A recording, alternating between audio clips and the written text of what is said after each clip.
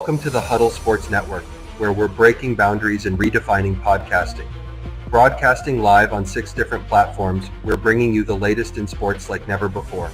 Imagine tuning into real-time discussions, expert analyses, and fan interactions all at your fingertips. Each platform offers a unique experience, whether you're on YouTube, Facebook, or Twitch. We're not just sharing stories, we're creating a community of passionate sports enthusiasts.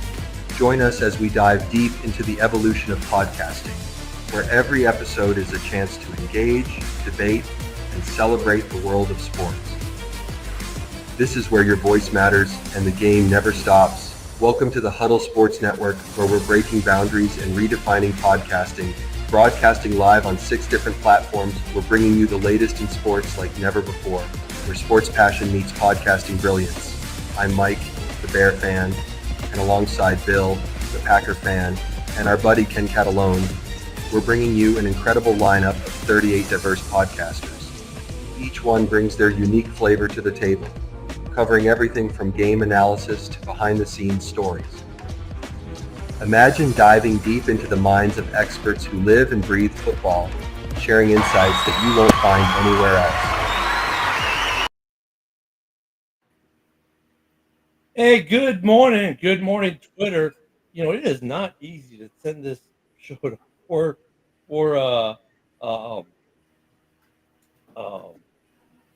different groups in a short amount of time. But good morning, guys. Hoping you all enjoyed Monday Night Football dual broadcast last night.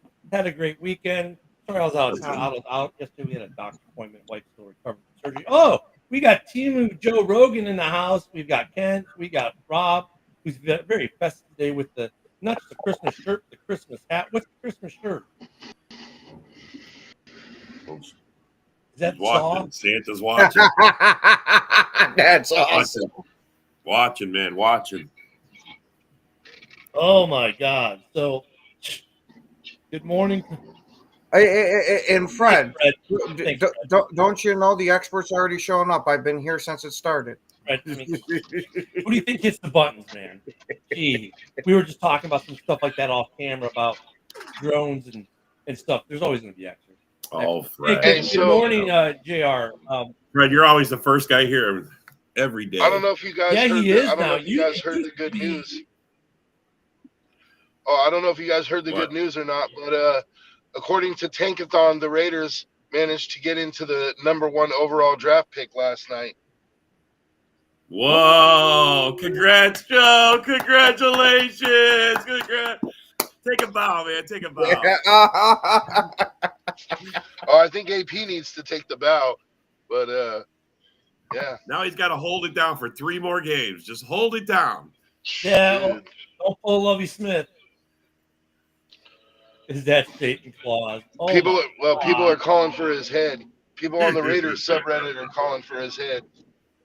Why, when he's doing exactly what you want him to do? Yeah. Bro, this is the argument that I tried to put out there, and they're like, no, he's just incompetent. His game management skills, this and that. Like, they just want to see him gone, and I'm just like, dude, why? I think he deserves a year with an actual quarterback before you fire him. Number one, and number two, why are you going to punish the dude for doing exactly what was needed for the organization? Like, Yep. I don't get that. Like, I think the argument for AP. Remember when they brought him? I loved it because he bleeds Raiders, right? And he motivates the team, and he still does that. Like, that hasn't changed. I mean, he had a crap offensive coordinator. We all told him, told Raiders fans, get these crap. But I get it. You got to give a guy a second chance. I mean, it happens everywhere in the league. You give a guy another chance. It happens everywhere, right? I mean, someone's going to hire Flus as a DC. Someone's going to hire Saleh as a DC or a head coach. I mean, these guys get their second chances. I get it. I wouldn't be against AP returning to the Raiders. I think the only thing that might change that is if they draft Sanders, they might want. They might go, well, if we're going to draft Sanders number 1, maybe we'll get his dad as the head coach. And that's one of those things where, like, you bring the coach because of the player, because, well, look at Sanders going. Let's say he goes number one. People do realize his coach ever since Little League has been the same head coach the entire time. Think about it. Sanders has never had another head coach other than his dad. So, like, if you're a GM and you're thinking about drafting Sanders number one, is that a red flag to you? If you're going to draft Sanders number one overall and he's never played for a coach not named Dion, does that make you take pause? Yeah, a little bit. That's where you got to have a lot of that back end work around to try to talk to some of the guys that he's interacted with to see if it's just that he can only function with his father or if it just happened to be his father followed him along. If he can't take criticism from anybody but his dad, then I'd be worried. If it's that, he listened to what the assistant said and all this type of shit, then I wouldn't care too much. I mean, Rob, to me, I don't know. I think that's a red flag. I think Sanders is set up to be a massive bust in the NFL because he's never had a coach not named his dad. I mean, to me, that's kind of like high bust risk to me. I mean, you can play for one guy, great, your dad, but I never heard of such a thing, and I'm not a big fan of dad interfering. And I mean, now it's going to be out there like that. What if he is a failure with another guy? Because I just don't see how a team takes his. I mean, he can coach from the sidelines, I guess, but I mean, if you're on this team, you're on a pro team, you sign a pro contract, you're following the coach of that team. If your dad's not that coach, I don't know what you can do. Yeah, that's gonna be a red flag. Well, but the Raiders, though, if they're number one, I mean, if you're the Raiders, and I know Joe's having some issues trying to get back in here. We see him, but we don't see him. Here's the question: do either of you guys, if you're the Las Vegas Raiders, do you draft Sanders, and then if you draft him, do you keep AP, or do you say, hey, thanks for what you did, AP, but we're hiring Dion to coach his son?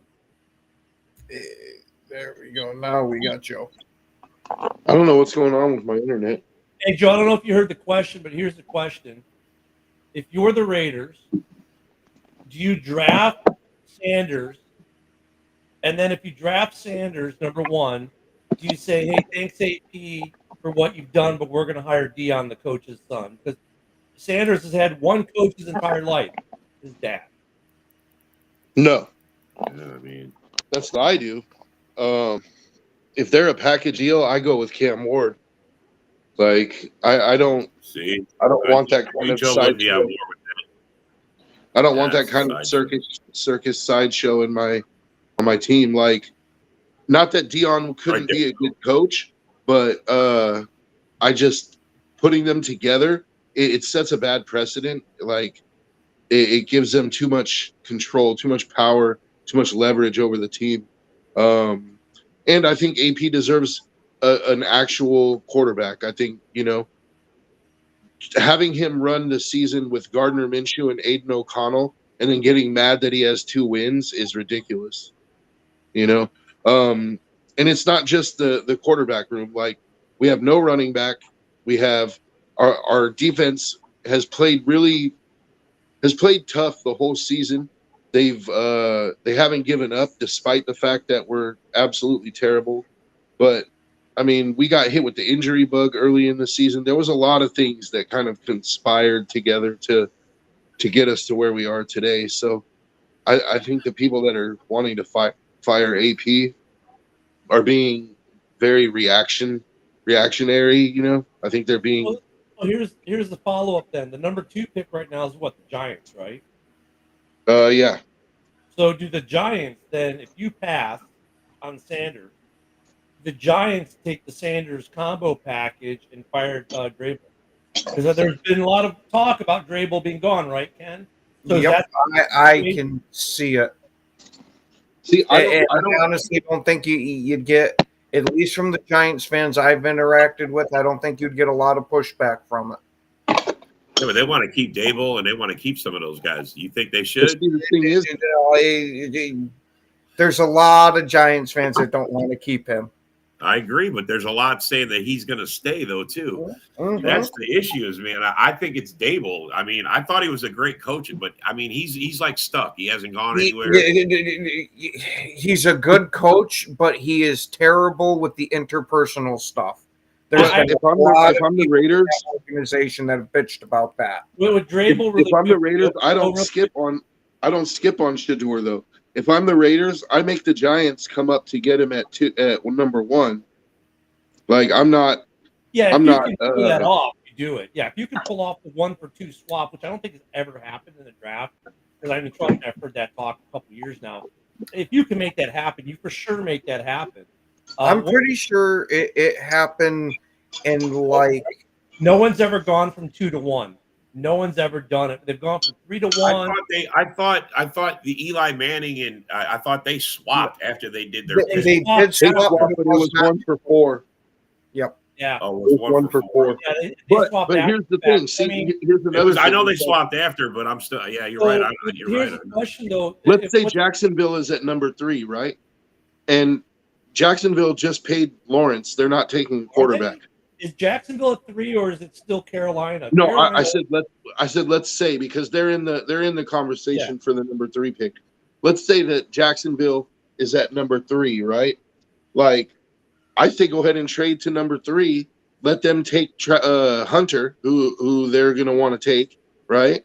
And then New York can go ahead and take either Ward or Shador or Shador, and then you pick up, a nice little haul to drop down to 3, and you still get one of the quarterbacks. Like, to me, this is the time to play deal maker.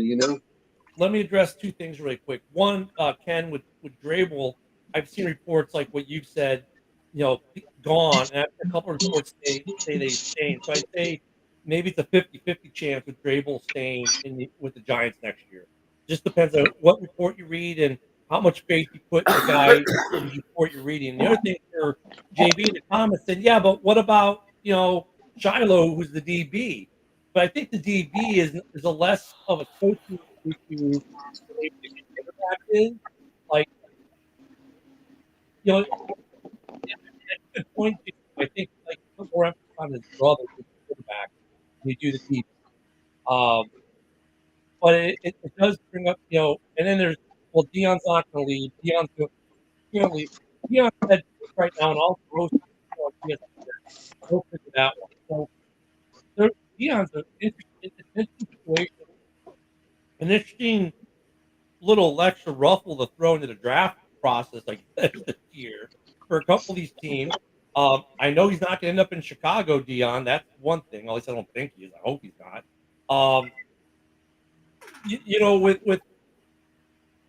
With some of these head coaches, like if Drabel leaves, I mean, and here's the thing: if Drabel leaves, I think he takes an OC position again.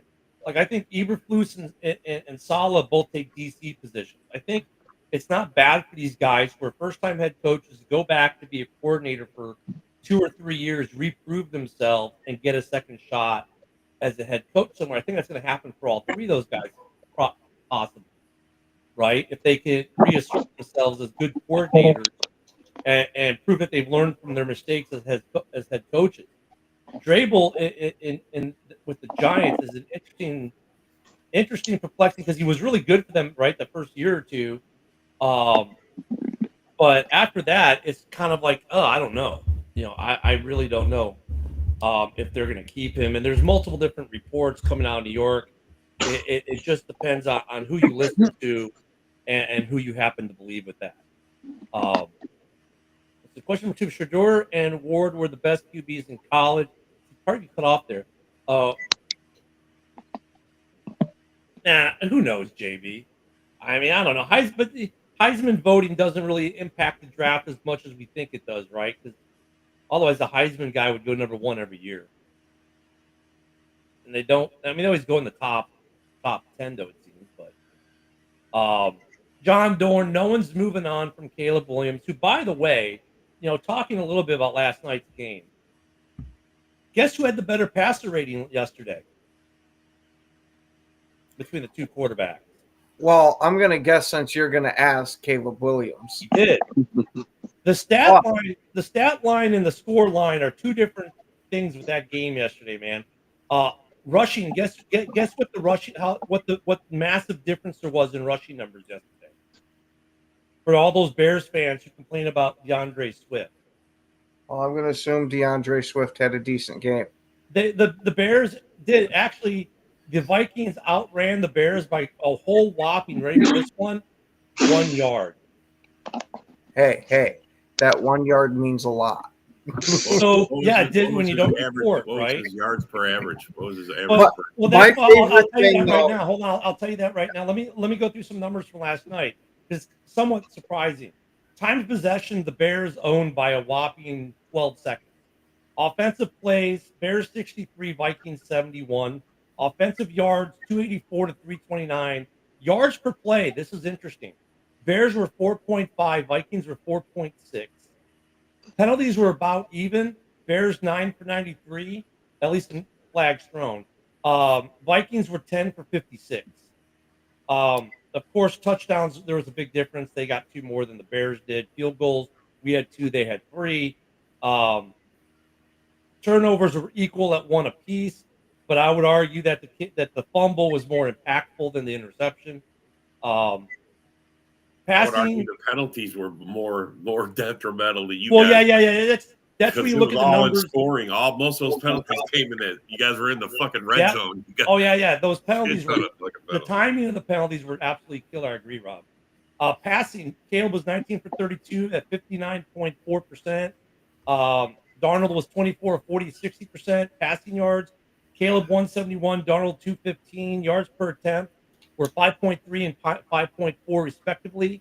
Yards per completion, they were dead even at 9. Both had a passing touchdown. Darnold had the interception. Both took only 2 sacks. However, Caleb gave up 25 sack yards to Darnold 16. The passer rating for Caleb yesterday was 84.2. For Darnold was 72.4. Rushing, both teams carried the ball 29 times.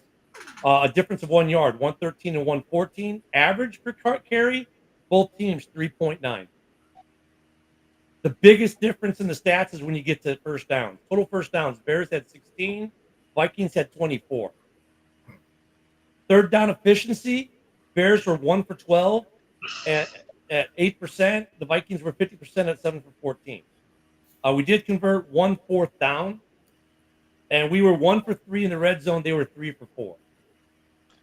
So, he said he looked like Benny Hill out there yesterday. So I mean, some interesting stat line. The talent's there. They just couldn't finish. And you're right, Rob. You guys were horrible on third downs. You're horrible on third. We were horrible on not offensively, Rob. Defensively too. It's like, third and long is like easier for them to pick up than third and short. You guys gave up a lot of third and long. They got into like zone defense for third and long, which I'm like, why are you doing that? And that comes to the DC making a bad call. But dude, after they get the 3rd and 17, learn from that. And don't do a soft zone next time. And I will say your pass rush was better. That was up. I mean, you guys were in his face a lot. So I mean, the Bears, and then like you said, Rob, the penalties killed, and the momentum killer was really the fumble, right? That fumble on that. And look, I don't know, man. Not telling the ref you're not reporting and costing your team a touchdown. That was killer, bro. That was fucking killer. Three. So basically, and then after that came all the penalties, right? That pushed it out to a field goal, right? Like penalties after that. You guys marched right down the field, running the ball, draw up a fucking perfect touchdown, and then fucking get it yanked because someone didn't go and say, "Hey, man, I'm here to play my spot." So what the fuck? I'd be so mad. That's just lack of experience on a head coach. Yep. That's why he's not a head coach yet. He hasn't had that experience. So agree. Now look at the left tackle. We had our rookie Kieran, and I can't pronounce his last name. The homegrown kid we got from Yale in the 3rd round. I mean, dude, you want to talk about trial for fire yesterday? Going up against one of the better edge rushers in the league. He was for the Bears penalties. He gave up the big sack that created the fumble. But then it came out, well, he had no first team reps all week because it wasn't until like Saturday that our starting left tackle decides to say, I think I have a concussion. It's like, come on, man. So the kid, I mean, he didn't do terrible. Wasn't good, right? But for a trial by fire with what they gave him, he showed some flashes of promise as at least at minimum a good backup next year. He might develop into a good starter. It's kind of like Zach Tom for you guys, right? Like I like Zach Tom. I met the guy. I think he's a good kid. Um, and he said it point blank. It takes 3 to 4 years to really become a good offensive lineman in the NFL. And think about his rookie year, he didn't play much, right? He played a couple series here and there. Now he's your everyday starter. It took a couple years to get that to happen. And with these rookies in the third and fourth and fifth round, it takes a while. So I think Kieran has a future, but as a left tackle last night, and the whole line was green and he was deep red, if you want to look at PFF grades. I mean, like Shelton did good overall. Everyone else, Tevin Jenkins stayed healthy for an entire game. Who knew? But they were all scored in the 70s, and then Kieran's like a 42. It was pretty bad. It was pretty bad for him score wise, PFF wise. But look, I think the Bears have some talent. They just can't finish because of mistakes like not reporting, and good, and then a fumble killing a drive. But I mean, they have the talent. They've shown that they can play. They just can't finish. And then the score just got away from them more than anything. So I do gotta say, because I didn't get to watch the game last night because all the driving. I went to bed super freaking early last night, but I watched some of the highlights. One of the highlights of Caleb seriously reminded me of when you let your little brother or cousin play Madden with you and they're just kind of hitting buttons and don't know what they're doing. Spin move, nobody's around. Yeah. Another spin move, nobody's around. Hurdle, nobody's around. And throw it clear across the field to absolutely nobody. What did I just watch? He was running for his life because of the left side of the line, that was for sure. But, man, did he throw a dart to Keenan for that touchdown at the end. I mean, he threw some nice balls. And, look, he missed some balls, which – is still part of the rookie process. I mean, he did miss a couple throws that, given time, those are going to be throws he's going to make in the future. Aikman called him out on it. Aikman was calling him out on TV about it. You know what's funny, though? Aikman called both of them out. He called Darnold out on a couple. Oh, yeah, he called him out, too. But I'm just saying, Aikman was like, man, Caleb's got some work. He's like, he's got some work. He's good. But he said, like, when he said that, he's like, Caleb needs – that those are passes that Caleb needs to work on that he's going to hit next year. He's going to learn from. I mean, and he's right. He told Caleb the best is yet to come. This is going to be your hardest year, and they didn't make it any easier on you by changing all these coaches around. They made it harder, which might benefit Caleb coming down the road. Hey, could I just throw out there that statistically speaking, Troy Aikman is one of the worst Hall of Fame quarterbacks there is. Like, he only threw for 20 touchdowns one season. 20 touchdowns one season. Like, he rode Emmitt Smith into the Hall of Fame. Yeah. And Emmitt Smith, that offensive line and that Michael defense into the Hall of Fame, he is the Trent Dilfer of the Hall of Fame, dude. Like, he is. And so for him to be saying anything, like if Romo said it, I would take it a lot more serious because Romo was at least a good passer. Like, he had his share of picks, but Romo, Romo's probably got 50,000 yards. Romo outclasses all of them on there. Romo outclasses all of them guys on there when it comes to the color. I mean, calling the plays and everything. Commentator, he does. I mean, fucking. I've heard Tom Brady, he sucks. I've heard fucking Aikman, he sucks. Romo, you can learn something about football. Romo is probably the best play caller of all the former players doing TV. Oh yeah, Brady's getting better. He is getting better. I mean, Romo wasn't. Look at Romo's first season as a play caller on TV as an analyst. It was still awesome. It wasn't as good as it is now, but it was still awesome. So, and I'm not saying Brady in bounds above what Brady is in his first year. And I'm not saying Brady's ever going to catch Romo, but this is Brady's rookie year, is it? So let's see how he progresses.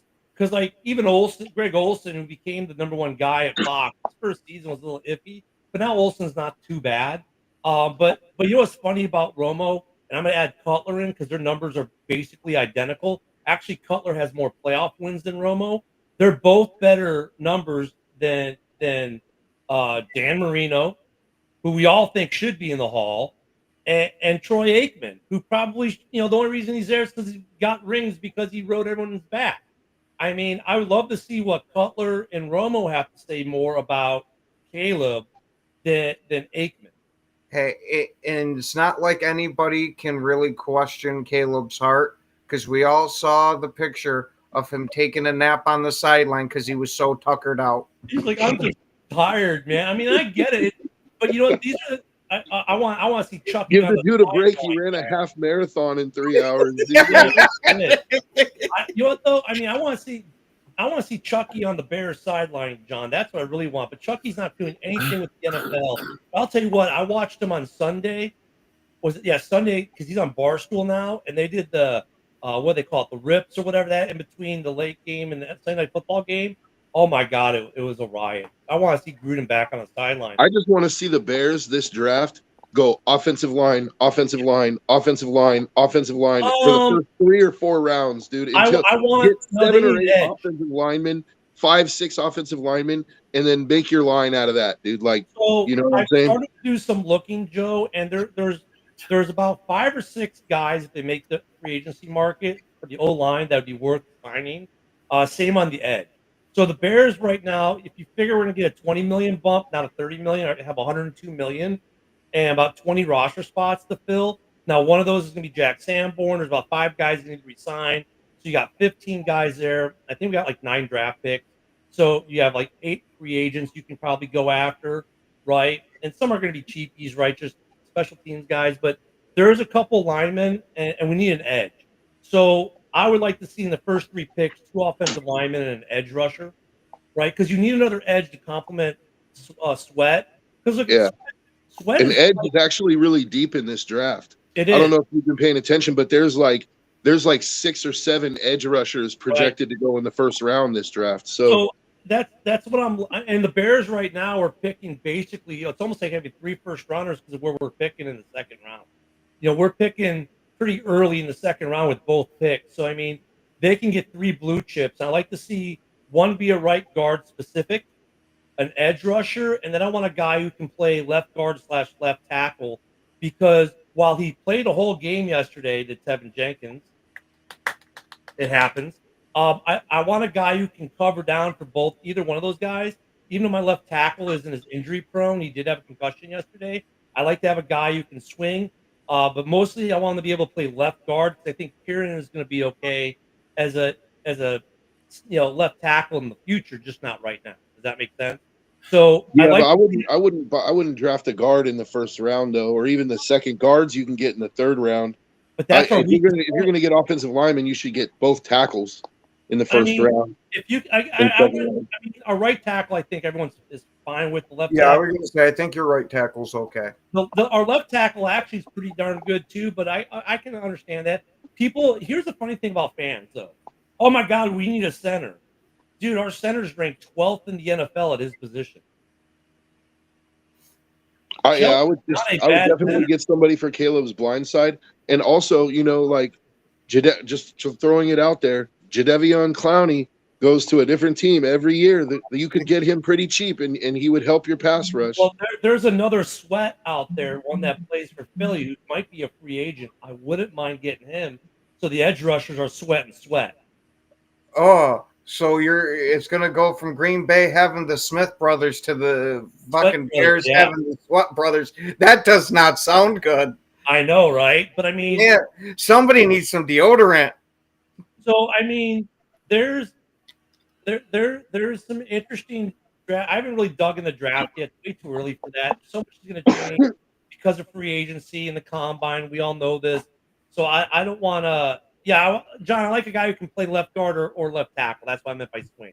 I know you like swingers out in the woods, but we're not talking about Thank you for saying it, John, because when Ken said it, I had a little chuckle, and I wasn't going to bring it up because I know he didn't mean it like that, but it was just too freaking perfect. I chuckled when I said it, too, I'm like, now do you, Ken? I'm like some of you guys have dirty minds. I was chuckling as I said it, but I mean, really, I think for the Bears that might be, and of course, the biggest impact is going to be who's the head coach going to be, right? And I think there's still I mean, I know they're already talking of Vrabel.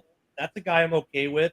I think it's going to be interesting to see what other coaches get fired that become coordinators again, because I would love a situation where Vrabel's my head coach, Vrabel's my OC, and really my DC at that point doesn't matter because I have Vrabel, right? So I mean, there's a lot of pieces that go to this pie, and people need to look at. I saw Bears fans yesterday like, well, we need the whole O line needs to be replaced. No, not really. I mean, our problem really this season predicated on the right guard. So we got to fix certain holes. I mean, the numbers show there's talent on this roster. The problem is they can't finish. They take bad penalties, and they still make stupid mistakes, like not reporting at the goal. I'm going to throw this out there. I don't know if it's even possible, but for a head coach, I might consider looking at the head coach from Oregon, dude. Like, that guy's had Oregon, like, winning for quite a few years, like, already. And look what he's done with his quarterbacks. Like, he had Bo Nix looking like a superstar, goes in the first round. His quarterback right now was like a Heisman candidate.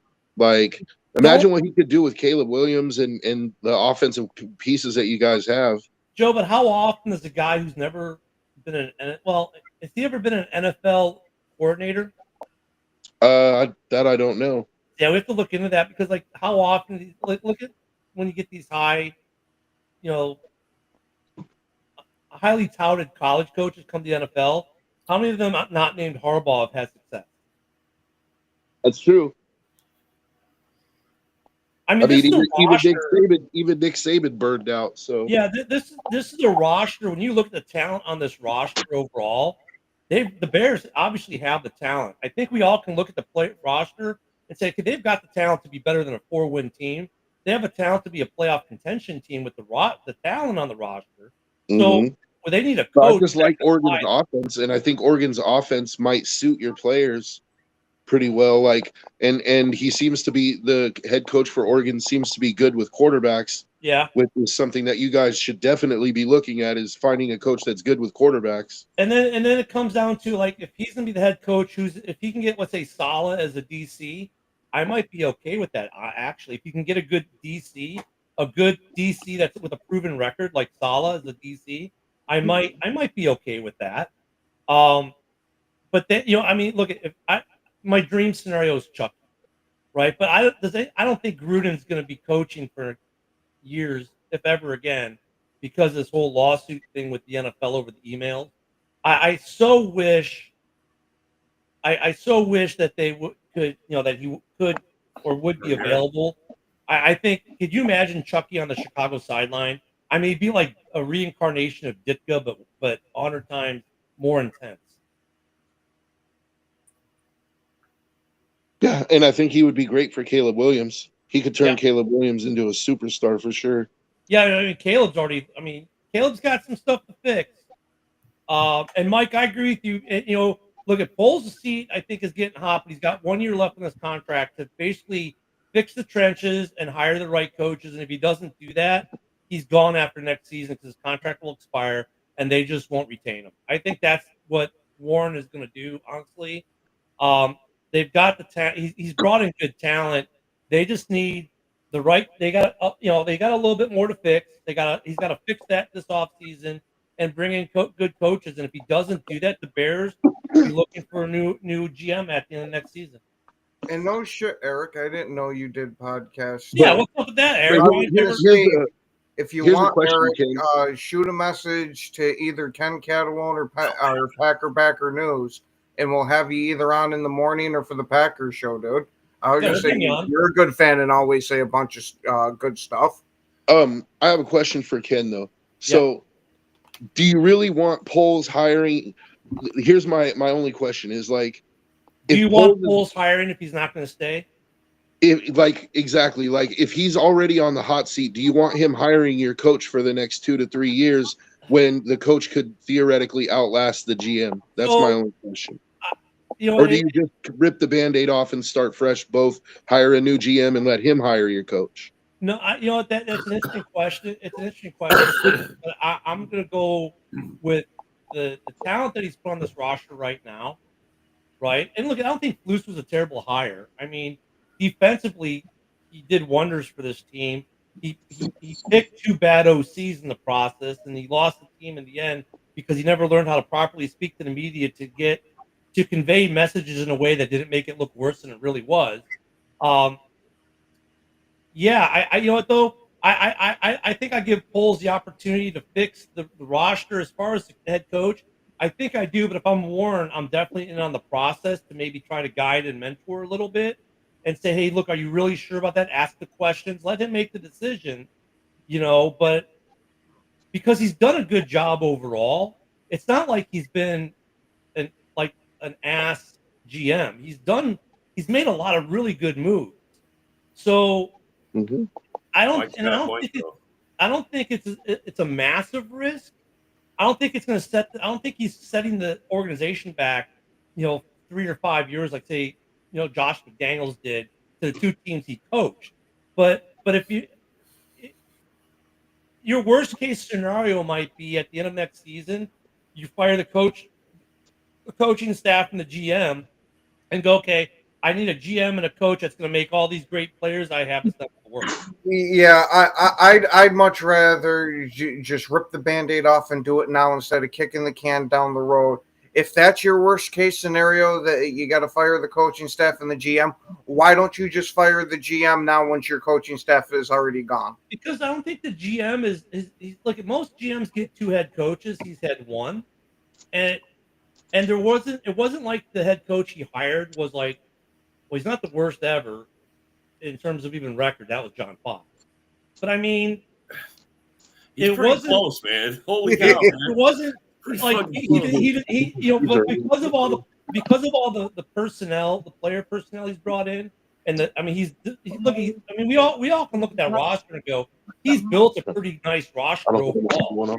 I think he deserves the chance. I think almost all owners would give him another chance. I mean, hell, Jerry Jones, well, that's Jerry, but he's going to. I was going to say that's not the example you want He's to go probably with. taking McCarthy to an extension. So I mean, but look, when you look at the coaching talent that's out there this year, I mean, really, if you think about this, is a pretty good coaching talent year for the Bears to be looking for a head coach. There's some good head coaches out there. So I think you look and see what he does, and you give him the chance because he's earned the chance. I personally don't think that Poles should necessarily be fired. I actually agree with Ken on this one that he's done a lot of good for the team. I think the one area of weakness he has is hiring coaches. So I think if you're going to keep him, that somebody else in the building needs to have some say in the head coach hire. Like if somebody has to, Warren. That's going to be Warren. My GM can't hire a coach, like, and I don't want him as a GM if he can't hire a fucking coach. That's it. Adios. Well, everybody has strengths and weaknesses, Ken. For example, when Reggie McKenzie was the GM of the Raiders, he was great at clearing out contracts, and he was okay at talent evaluation. But his coaching hires, he hired Dennis Allen, and then he hired Jack Del Rio, and Jack Del Rio, for a minute had us doing well, but so every GM has strengths and weaknesses, man. Like that's all I'm saying is like he built a good roster, but obviously he needs some help when it comes to hiring head coaches. So I would just maybe be in on the process and have, make it known that it's not only his decision, that you got to come to some kind of an agreement with Warren, I guess, if Warren is the guy. I think that's probably going to be the case, to be honest with you, Joe. I think the case is going to be Warren is obviously going to sit in on that. I think Warren and Poles have a good working relationship to begin with. I think Warren's going to have a lot of input on this at the end of the day, but he's earned the chance. He's earned the chance. I mean, Morning, Philip. They're he's built a pretty good roster overall. The holes aren't massive. I mean, he's got 4 wins. I'm just saying, bro. I get that, Rob. But that's such a basic. I mean, look, that's exactly everything. 4 fucking wins. I get that, but I mean, you're looking at the future and what you're building. That's a basic stat. When you look at the roster and how the players. When you guys tore the roster down and broke it down and only had 3 wins. Here's the funny thing. On one hand, it's like, oh, the players must suck. Well, no, it's all the coaches suck. Because which one is it? Because it's not both in this case. They've got good players that have had bad coaching. I think if you get them the right coaching, it's a really good team. He's got good players who they don't put. They're not utilizing the talent properly. Is what the I problem. don't think their record and their roster line up. They Like, don't. They don't. in my honest opinion, I think they're losing games that they could win with better coaching Yes. and a better offensive line. Like, the offensive line is definitely an issue. And Isaac, I just want to assure you, I've never received a check from the Bears. Yeah. I wish No, I did. And I would say all kinds of agree nice with things. Joe. And overall, and Matt Pryor, who came in and has been playing a lot of right guard, is actually playing really well at right guard. I don't think he's good, but he's not a great answer yet. And chemistry matters, and the Bears have no chemistry in that line right now. They haven't been able to. They've gotten better minus the San Francisco game. The line has played much better since the first division game we played. I mean, look at last night. They only gave up 2 sacks, and that was with Kieran, who was god awful at left tackle yesterday. They only gave up 2 sacks. Now there was a lot of pressures in that too, where he had to roll. But I mean, Matt Pryor has done really well at right guard, but I think he's more going to be a rotation guy going forward. I think you get a better starting right guard. Maybe you draft another left tackle, right? A stud left tackle. But they've got. I agree with Joe that the players on this team and the record don't match, right? And there's a lot of close games that they should have won. If Poles does get fired, one name that I would throw out there that the Bears should consider is Champ Kelly. He's our assistant GM, the Raiders' assistant GM, and he almost got the GM job this year, but for whatever reason, Mark decided to go with Tom Telesco from the Chargers. But this is the second time that Champ Kelly has been up for the GM job. Like, he's done a really good job. Champ Kelly is going to be a GM somewhere, in the next couple of years. So I think he would be worth giving a shot to. I think the Bears just keep your eyes on him. He's going to be a name when people start hiring GMs. Champ Kelly is going to be a name that people will probably throw out there. The Bears are. If you look at the teams that are looking for head coaches, the Bears are definitely interesting because they have probably the most talent on the roster of the teams looking for a head coach. It's going to be an interesting situation with the Bears in terms of, you could say front office and head coaching, because they've got a lot of talent. So it's not like one of those deals where you're firing coaches, bringing coaches, and you're rebuilding. I agree, Mike Karen shouldn't have been a starter, but injuries happen. But I mean, it's not. This isn't a tear down your team and rebuild it kind of position they're in. They've got talent. It's find a coach that can use the talent on the roster today. Mm-hmm. And like if you hire a defensive coach, then they need to run a 4-3. If you hire an offensive-minded head coach, then that coordinator he hires needs to run a 4-3. We don't have time for scheme changes on the defense, right? Offensive scheme changes, they tend to adapt quicker than defensive scheme changes. But you got to keep a little bit more consistency with this personnel group than what you might normally do, because you've got a very talented personnel group overall. And look, you've still got rookies out there this season. Roma Dunze missed some balls yesterday he should have caught. Like, his dad can shut up now after some of the balls that Rome didn't catch. Caleb still needs to get better at hitting receivers, with the way he throws the ball at times. I mean, that's obvious, right? We've seen some of that. I mean, but here's another weird thing. Caleb, 8 games without a pick now. 8 games without a pick. That's a positive. His TD to interception ratio is 3-1. There's a lot of positives with Caleb. There's a lot of positives with some of the players on this team. They just need the proper coaching. And I think the Bears messed up making Brown the interim head coach. I think they should have left him the interim OC and made the DC the interim head coach, so they could have had the possibility of keeping Brown as an OC if they hire a guy like Vrabel next year, because he's going to be an asset. Caleb Williams would have been an asset to Caleb Williams, but they screwed up with that, and I don't know why they did that. Eric, what did you mean? Eric asked how I feel about the Raiders. I mean, it should be pretty obvious how I feel. Let me answer this question for you, Joe. After the Raiders secured the number 1 overall pick, at least as of right now, Joe had to change his underwear when he read that news. Yeah, it's I'm very happy with the Raiders. I mean, I'm not very happy with the results of this season, but I understand that it's what needs to be done in order to stop the quarterback carousel that we've been on for the last 20 years. It's time to find our guy. But if you're talking about how I feel about the Raiders going forward, I'm actually very optimistic. I think the Raiders roster is better than our record shows. We do have some needs, and we created more needs by losing Jacobs. Like, I'll be honest, we are missing Jacobs big time. Like, we haven't had any success running the ball this year. So I think that running back will be a point of emphasis this year. Like in the draft, we're going to try to go get a new young guy. We also need, I would say, one or two offensive linemen to, if nothing else, like we need one starter to play at guard to replace Parham, and we need some depth on the offensive line. And we need a number one receiver, but I don't know if we're going to get that in the draft, like, because we're going to use our first round pick on a quarterback. I think we may end up. We have free agency money. We have about $100 million, but we have some guys that we have to re-sign. But I wouldn't be surprised if we go look at a guy like T. Higgins or somebody like that and try to bring them in as well. So, are you saying you ousted Derek Carr for the mystery box? I'm saying I didn't do that. Josh McDaniels. Well, not physically you, but your team.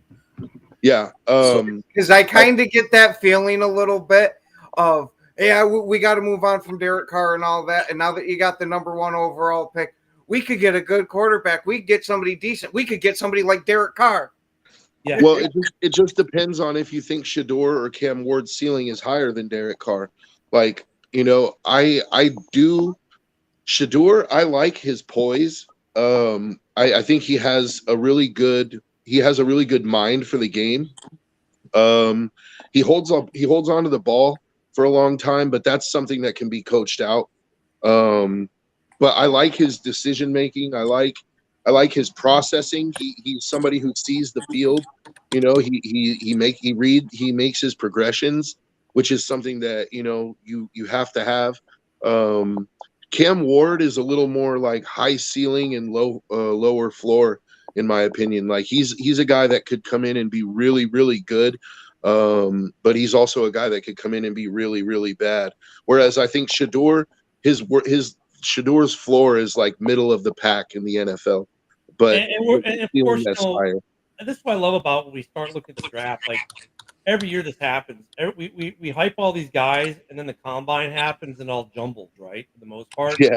I mean, for the Raiders, I mean, look at the holding the ball too long. When I think about Caleb last night, neither of his sacks were because he held the ball too long. Both sacks were pretty quick because he just got swallowed up really, really fast. Caleb's gotten better at not taking. Over the last couple of weeks, he's gotten better at getting rid of the ball versus taking the sack. I don't know if I agree with Aikman that it was funny. Yesterday, he goes, a sack's a quarterback metric, and then 2 seconds later, Caleb gets hit on the blind side, because Kieran couldn't stop the dude, and he didn't even have the ball 2 seconds in his hand. And like, how's that a quarterback stat, right? I mean, that was not Caleb's fault, but okay. Okay, Troy. What he said was 90% of it is on the quarterback. But I agree. Well, I agree though with Joe though that you can coach out the holding the ball too long, and to kind of prove that, you're starting to see that with Caleb. Caleb is getting much better at getting rid of the ball versus taking the sack. There were a couple times yesterday where he had to scramble out, and he's always looking downfield to make a play, and then finally got rid of the ball before taking a sack, and he's getting better at that, and he's going to get. I think most young quarterbacks go through that. Caleb, I think also that the Raiders, depending on who they hire at offensive coordinator, I think that they're going to simplify the playbook for Shador's first year.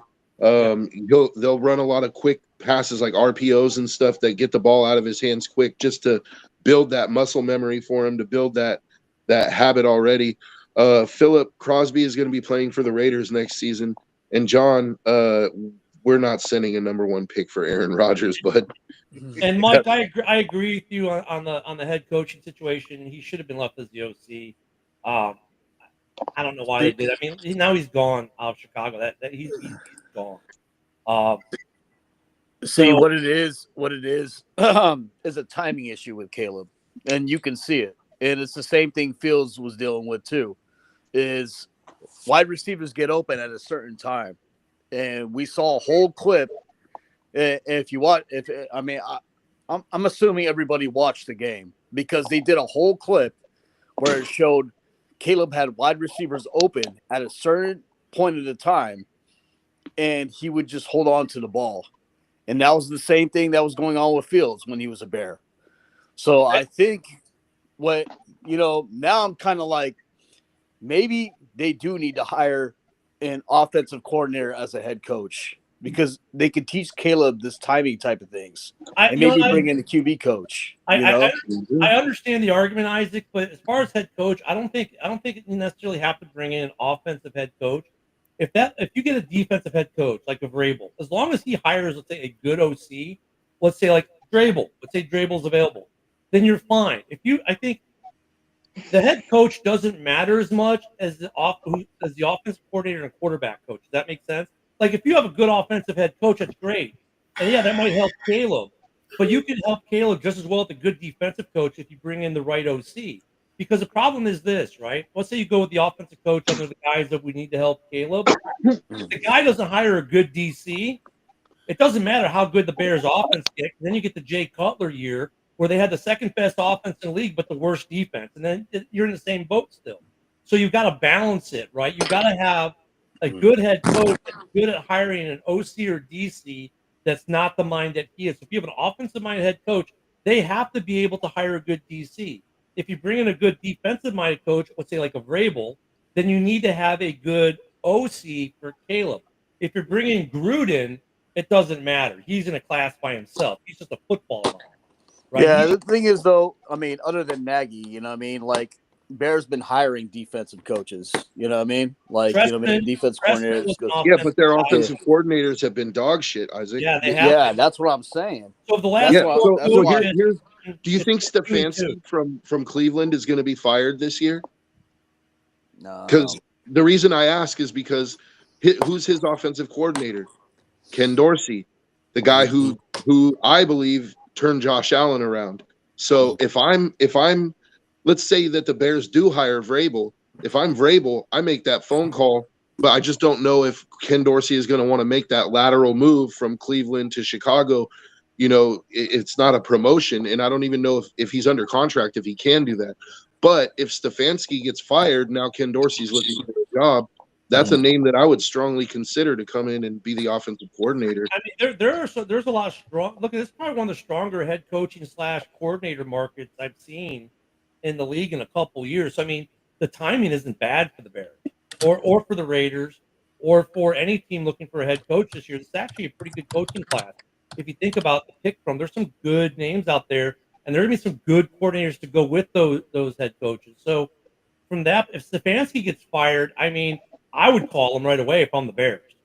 You guys know who Ken Dorsey is, right? Yeah, I think Ken Dorsey. I don't know if I'd bring Stefanski with Dorsey, but I'd entertain it. But do you know why Ken Dorsey makes a good offensive coordinator? Especially why he's good with quarterbacks?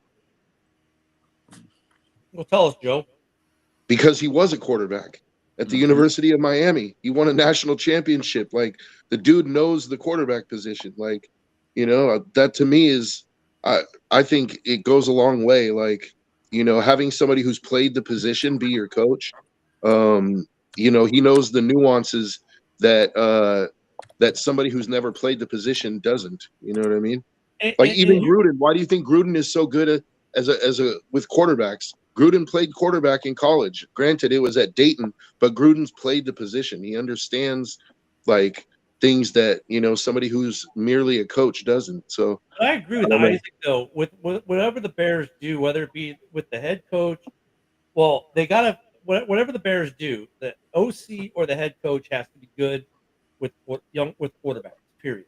And like I said, you can get a good defensive minded coach as long as they can get they bring a good OC in with them. Just like conversely, stop stealing cars, Joe. That's Joe's alarm that Shador Sanders is nearby. Yeah. But conversely, let's say you go out and you get and actually for the Bears, Isaac, of the last 4 head coaches, it's been 2-2. 2 have been offensive, 2 have been defensive, and it's the same result. Like none of these coaches has hired a good coordinator on the opposite side of the ball. I think like the most important thing, like we didn't really discuss, is bringing along a good QB coach. A good QB coach, be to help, like not only have an offensive coordinator, but a good, QB coach to go along with it. Because Caleb has all the intangibles, right? I've seen this since USC. He has all the intangibles to be a good quarterback in this league, and he's already showed flashes of it. But the thing is, what Caleb struggles with right now is his mechanics and his timing. Once he gets that down, I mean, you can see right now he has, like you said, he hasn't thrown an interception in 8 games. Yeah, that just shows that he's kind of developing these mechanics, but he's not there yet. If you bring in some guy to teach him the timing, mechanics, all that, he'll be like in the MVP votes almost every year. You know who else is out there that just got fired from the college ranks, which doesn't, I don't know that bodes well for him, but he's never gotten a shot really, is Eric Bieniemy. Mm-hmm. And he's somebody that I might consider if I'm Vrabel, right? If you hire Vrabel as your head coach, I might call Eric Bieniemy. He's from the Andy Reid tree, dude. Like, Yeah. So, and now here's another question. We don't have much time, but something we can ponder for tomorrow maybe. But like, as the Bears and Raiders and a couple other teams are basically hiring these coordinators and getting these coaches, what's the effect going to be on a team like, say, Detroit, who could lose both their offensive and defensive coordinator in the offseason? So, like, obviously this year they're still in the hunt. Obviously, we even talked about them losing Montgomery for the season today. I know you guys might have talked about it yesterday, but like for teams like Detroit, they might lose both their coordinators. What does that do to a team like Detroit, who now is going to be in the market for an OC and a DC possibly next year? There's some interesting moving pieces in the coaching world when this season ends, and it's going to. I think it depends on if Detroit wins the Super Bowl. To be honest with you, if Detroit wins the Super Bowl, I don't think their coordinators are going to leave, because I think they're going to stay and try to win a couple more Super Bowls. Because if you think about it, it makes more sense that way. You win a couple of rings, now all of a sudden your resume is sparkling. Like when you go to be a head coach somewhere, like people are still going to be interested. If Detroit loses before the Super Bowl, I think that they have a better chance of losing both their coordinators. But if they win, I think they would stick it out with Dan Campbell, try to win another one, just so that, you go in, it's like, yeah, I won 2 Super Bowls as an offensive coordinator. Like, you're much more likely to get the Vikings could lose the head job that you want. Right? The Vikings could lose coordinators. The Packers, I don't think they're in trouble of losing either of their coordinators yet. But give another year and they might lose their DC. If he has another good year, he's going to be talked about as the head coach a year or two. I think we have more of a worry about losing our offensive coordinator than our DC, just because the DC, this is really his first time in the league. And right. I think it'll take a few years before somebody wants to steal him away. Where Stanovich has been an offensive line coach for a long time and has losing your OC though. Losing your OC with your head coach, I don't think is as big as a. No, I was going to say we've already lost one before, and it didn't affect anything. Before we go, Dorn is convinced that the Lions are not making it to the Super Bowl. I think they got a good shot, dude. Before we go, Team Z has footage of Joe skipping, hearing that he got the number 1 pick to tiptoe through my tulips song. Hey, in other news, Isaac just opened his email this morning and found the letterhead from the Doge saying, "What have you done this week?" And he did not put was on Ken and Ken in the morning as one of the things you did this week. Yeah.